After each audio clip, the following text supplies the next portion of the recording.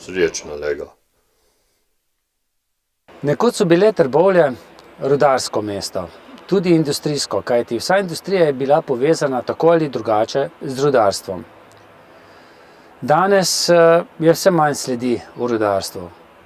Da pa spomin na rudarstvo ne bo pozabljen, zagotovo poskrbi tudi virtualni muzej rudarstva 4. Dritl. Pa si ga oglejmo. Bogdan, smo v virtualnem muzeju rudarstva 4. Dritl. Verjamem, da marsikdo niti ne ve, kaj sploh pomeni beseda 4. Dritl. Ja, to vam čisto verjamem, ker Trbovlje, pa Zasavje širše, ima čisto svoj besednjak. Tudi dritl je ena od teh besed, ki mogoče izven Zasavja jo malo težje razumejo. Šlo se je pa na to, da en dritl je bila ena izmena v rudniku. Rudnik namreč obratuje skozi vseh 24 ur, kar pomeni, da delajo rudarji v 3 izmenah. Dopoldanski, popoldanski in nočni. Vsaka opravi 1/3 dela. Dritl, po nemško. Ker veliko besed v zasavskem jeziku, trbovskem žargonu izhaja iz nemščine, se zato potem reče, da je ena izmena en dritl. Kako se je izbiralo ime? Pa kdaj je sploh dozorela ideja, da bi bilo dobro, da je nekaj v Trbovljah tudi, kar bi spominjalo na rudarstvo? Ko se je zbiralo ime, smo hoteli nekaj prav v trbovskem žargonu, da že s tem ohranjamo že v imenu neko dediščino, kar je tudi namen te postavitve. Tukaj, tako da potem smo se odločili za 4. Dritl, kot na nek simbolen način, da povemo, da s 4. Dritlom se pa ohranja vse tisto, kar se je v 3 Dritlih dogajalo več kot 200 let pod zemljo v Trbovljah. Prve ideje so padle 2014, ko se je proslavljala 110-letnica odprtja prvega rudnika v Trbovljah. Takrat je bila postavljena priložnostna razstava že tukaj v tako imenovanih katakombah, podzemnih hodnikih delavskega doma. Odziv je bil zelo dober in to je bil na nek način tudi že preizkus tega, ali dejansko v Trbovljah potrebujemo neko stalno postavitev, ki bo spominjala nas na rudarstvo. Pri tem je pa potem v delavskem domu dozorela ideja, da to mora biti več kot samo nek prostor, kjer bomo gojili nostalgijo. To mora biti prostor, kjer v bistvu se bo ta srečevala prihodnost in preteklost našega kraja. Tako da potem so se odločili, da gremo v to virtualno platformo, ravno zato, da na eni strani ohranjamo tisto iz preteklosti z tehnologijo sedanjosti oziroma prihodnosti. No, mimogrede, tole prostor, kjer zdaj sva, ni ravno virtualni, ampak je kar precej resničen. Zgleda tako kot nekoč rovi v rudnikih. Tako je, en del te naše postavitve je tudi, da vi občutite to okolje, v katerem je bil rudar skozi 8 ali 10 ur svojega delavnika. Zato smo tukaj v hodnikih s pomočjo upokojenih rudarjev iz Rudarskega muzejskega in etnološkega društva Pirk Mandelc iz Trbovlj pripravili potem rekonstrukcijo enega takega rova, približno 50 metrov. Ga je, kot vidite, podprto tako, kot je tudi bilo v rudnikih skoraj do konca, večinoma podpirajo z lesom. In to so nam naredili ljudje, ki so v bistvu 30 let se ukvarjali bolj kot ne samo z postavljanjem takih podpornih zidov. In to je v bistvu tudi potem, zato, da se res dobite tisti občutek, kako je bilo, ko si delal v takem zelo klaustrofobičnem okolju, 8 ali več ur. No, tamle nad vašo glavo je beseda gondola. Enotirni dvižni transporter. Ja, to najbrž pa vseeno razumete, kaj je gondola. Namreč rudarji so ponavadi imeli čist svoje izraze za orodja, za stroje. To je bil eden od njih. S to gondolo se je večino materijala, ki je bil potreben za funkcioniranje rudnika, transportiralo. Namreč ponavadi so bili ravno takšni rovi. Ozki, zelo nizkim stropom, tukaj ni bilo prostora za železnico rudniško in edini način, da se lahko transportirala kakšna zadeva v rudnik, je bilo, da so ga pripeljali po takem edinem tiru, ki je bil vpet pod strop. Je bilo težko dobiti še te jamske eksponate? Ne najlažje. Ogromno teh stvari se je razumljivo v toku zapiranja rudnika prodalo, veliko se je razneslo, tako da so po zasebnih zbirkah. Nekaj pa je k sreči še ostalo in v sodelovanjem rudnika Trbovlje-Hrastnik je en del tega bil tudi potem prenešen sem noter. Ni bil pa nikoli naš namen tukaj, ne vem, kakšne zbirke originalnega orodja ustvarjati. Toliko, kolikor potrebujemo tle za ilustracijo tega, kar se je v rudniku dogaja, se pa odločimo prenapolniti, hočemo pa imeti pomembnejše kose, ki so bile take tudi, recimo, gondola in ta oprema, ki je bila nujna za to, da je rudnik funkcioniral. No, nekaj je tistega resničnega, da se dobi pridih, kako je bilo nekoč v rudnikih, nekaj je pa tistega virtualnega, s tem je bilo pa tudi precej dela, vse posneti. Da, namreč mi omogočamo tudi ljudem vpogled preko opreme za navidezno resničnost v samo podzemlje Trbovelj. Mi smo šli s posebno 360-stopinjsko kamero posnet te prostore pod zemljo. To mimogrede se pred 20 leti ne bi dalo. Ne, to je tehnologija, ki nekje zadnjih 5 let v uporabi. Žal takrat, ko je rudnik še deloval na polno in bi bilo marsikaj... Ko je bila še Fedrunga. Ko je bila še Fedrunga, ko so Kaj bili je še to? hajeri, ko so bili še hunti spodaj. Takrat, nažalost, tega nismo mogli še na tak način posneti. Obstajajo običajni posnetki, ne pa te, ki vas dejansko predstavijo v samo prostor in ste vi kot akter tega posnetka skoraj. Je pa to tudi en pomemben dokument časa, ker marsikateri od teh prostorov danes ga dejansko ni več, je zasut, zalit, ni več dostopen, v bistvu obstaja samo še v naši digitalizirani verziji in si jo lahko ogledate. Prej sem vprašal tudi, seveda, vi verjetno veste, kaj je to, Fedrunga. Ja, čeprav sem se mogel naučiti, čeprav Trbovčani, saj moja generacija več recimo ni bila toliko vpeta v rudnik, ampak vem, da Fedrunga pomeni proizvodnjo v rudniku, ki je bila pa lahko marsikaj. Večina rudarjev niti ni kopala premog v rudniku, so pa skrbeli za vse ostalo, da je moštvo na odkopu, ki je mogoče bilo tam nekje 20 ljudi, da je kopalo premog, kar pa je glavna potem naloga rudnika. No, tudi vaše korenine malce segajo v rudarske čase, čeprav tudi vaš ded ni bil neposredno v jami, ni bil rudar, ampak je bil pa povezan z jamo. No, rudar je bil zaposlen pri rudniku, ni bil pa kopač. Je pa redno odhajal v rudnik, bil je namreč strojnik in je kontroliral stroje, kasneje tudi vodja rudniških delavnic in kot tak, saj jaz žal ga nisem imel priložnost dolgo časa imeti ob sebi, ko sem bil 4 leta star, je umrl, ampak kar se spomnim še iz tega ranega otroštva, ko mi je govoril, on v bistvu je tudi kasneje, ko ne bi bilo več treba hoditi v jamo, je čist z neke nostalgije, pa zato, ker se je rad srečeval s temi ljudmi, ki jih je dol srečeval med svojimi opravki, je zelo rad zahajal. Tudi tja dol. Rudarji načeloma so bili zelo povezani med sabo. Naš star oče ni bil nič drugačen, kar se tega tiče. No, čeprav ga res že dolgo ni, kaj pravite, bi si šel pogledati ta virtualni muzej, ki ga nekako soustvarja tudi njegov vnuk?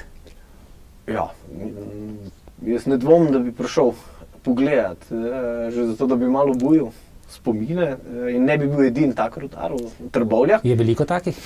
Da, predvsem, ko se je odprl muzej, je dosti nekdanje, pa tudi še aktivnih rudarjev, kolikor jih je še v Trbovljah prišlo, si pogledati to postavitev, ki jih je zanimalo, da smo naredili prav. In? Jim je bilo všeč in ta potrditev konec koncev nam veliko pomeni, da so ljudje, ki so to doživljali vsak dan, tole doživeli potem kot nekaj, kar dejansko poustvarja tisto, kar so oni med službo doživljali. Verjetno imate pa tudi vi vsi, ki vodite posamezne skupine, odprta ušesa. Da, ker nas predvsem zanimajo zgodbe. Ne toliko, tudi sam postavitev ni taka, da bi vam razlagal vse tehnične značilnosti, pa vse letnice, kaj se je kdaj dogajalo. Nas zanimajo predvsem zgodbe. Kako je bilo biti rudar, kako se je počutil rudar, kakšni so bili pripetljaji, ki so se ti zgodili pod zemljo. In zato smo vedno veseli obiska kakega bivšega rudarja, ravno zato, da zvemo kako zanimivo podrobnost, kaj se je dogajalo recimo pod zemljo. Se kaj takšnega tudi posname ali to enostavno ostane v spominu? Imamo nekaj posnetkov tudi ljudi s kakimi kratkimi anekdotami in iščemo zdaj tudi možnost, kako bi to potem vključili v postavitev muzejsko. Kako se je v 2 letih delovanja prijel muzej? Kako je to, recimo, je razlika med mlajšimi pa starejšimi generacijami?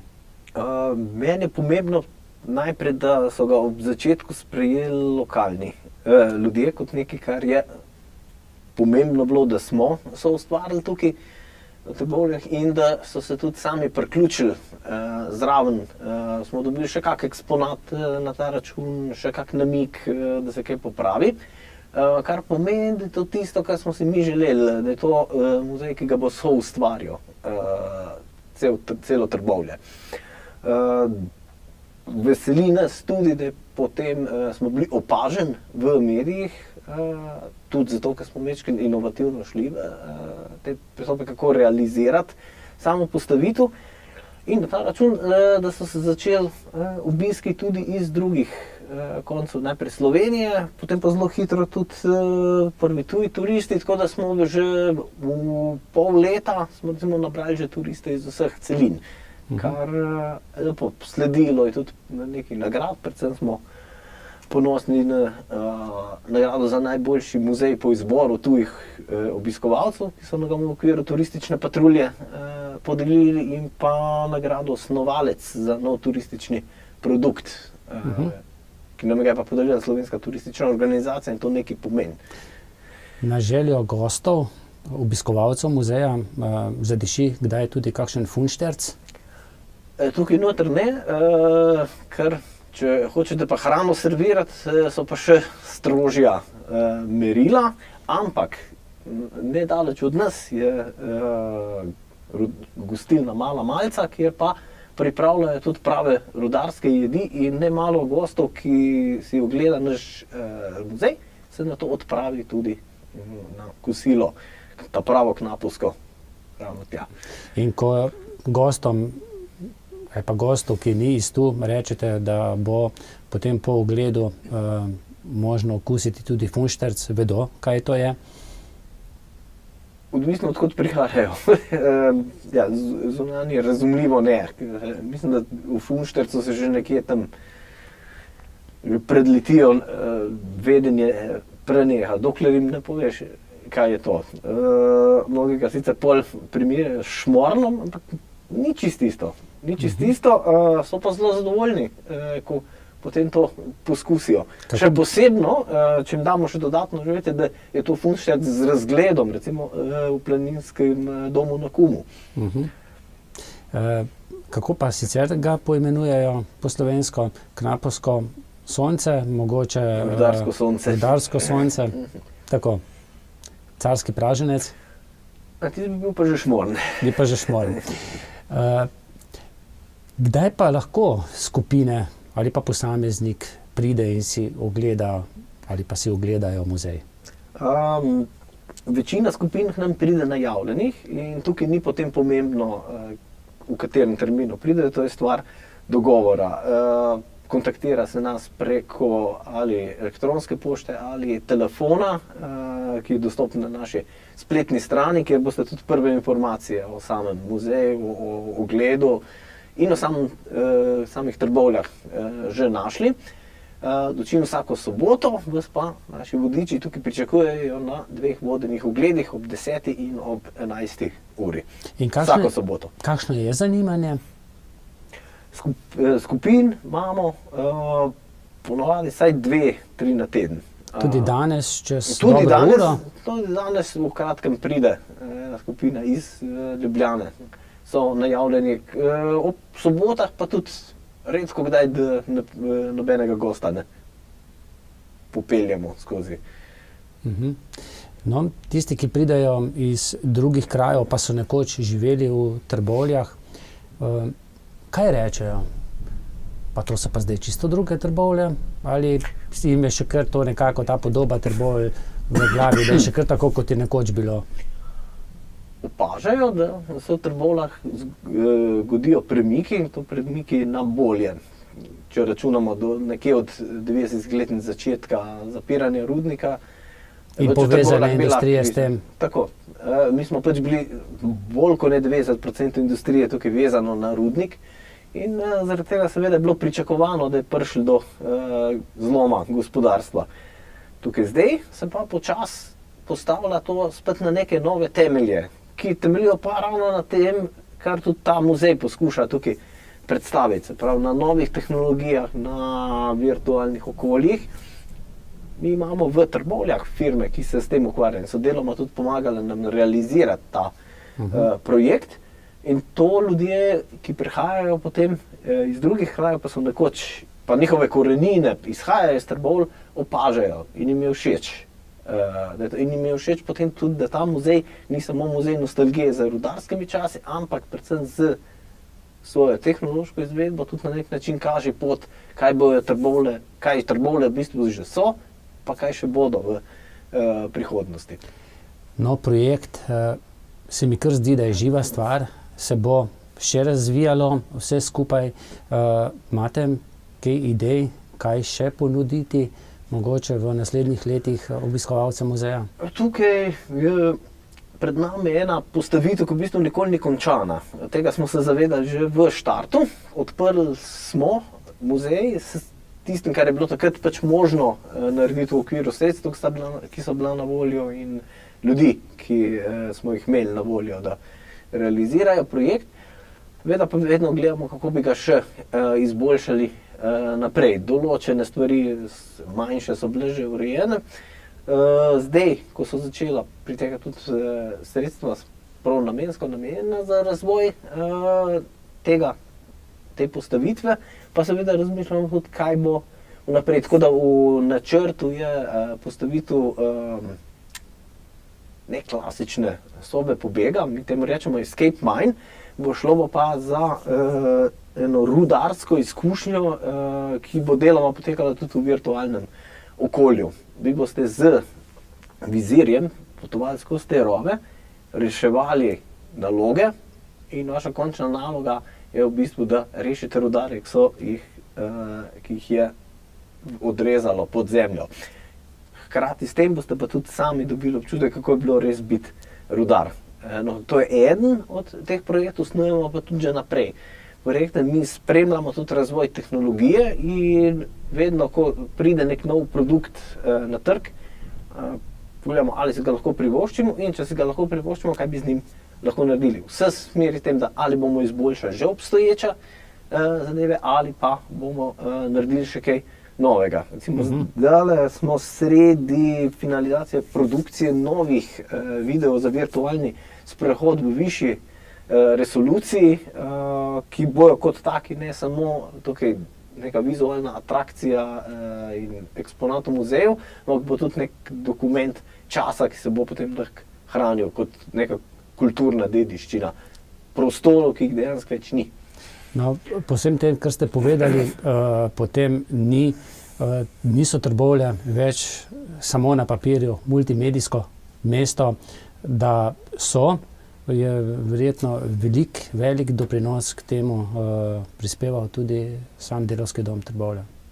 In tukaj že kar nekaj časa poteka projekt Trbovlje Novo medijsko mesto. Zdaj deloma se je oblikovalo društvo Trbovlje Novo medijsko mesto, ki pelje ta razvoj naprej, ker v določenem momentu je prišlo do tega, da Delavski dom pač mora začeti ločevati malo svoje tisto, kar je njegova javna služba, od teh projektov, za katere v bistvu nam ne bi bilo treba skrbeti, se nam pa zdi ekipi tukaj in somišljenikom v Trbovljah, da jih moramo naprej razvijati.